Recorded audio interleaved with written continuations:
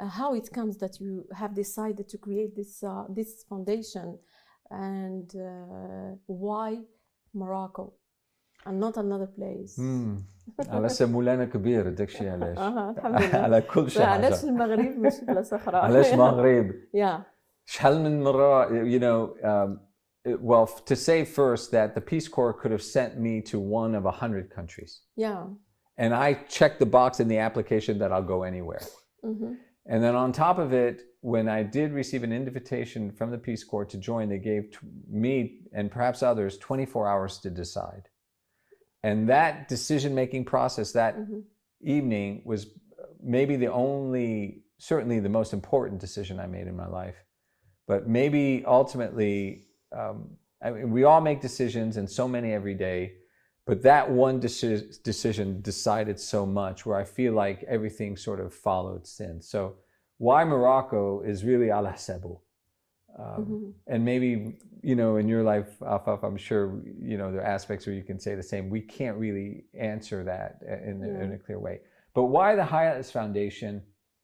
I remember particular moments in the early mid-90s when you hear the idea, the struggles of the people, the profound difficulty, and at that time in the early 90s, infant mortality in rural places was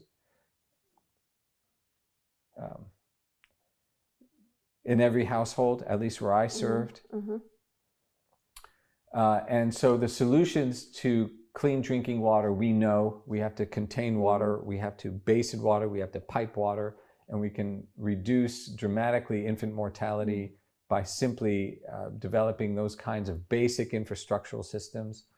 And so that was an inspiration, realizing that we can have such helpful service for relatively little cost. And so I felt I couldn't walk away, I couldn't leave. And I felt that the process of achieving projects is something that I can, I figured out. And that it gave a certain amount of fulfillment. So that was a discovery in my life. The other thing I'd say is, in Morocco, where you're in a place that wants community-driven development, that wants women's empowerment, that wants multiculturalism, and every identity group be codified in the Constitution, that creates a huge space for planning and action among the many, with the many, through partnership. And so that's a very special opportunity that we need to harness. And then I'd say finally that why the High Atlas Foundation, before it was founded in 2000, it's a nonprofit organization. It's US and it's Moroccan. But in the early years, we were thinking maybe it'd be a profit organization. We were dedicated to agriculture.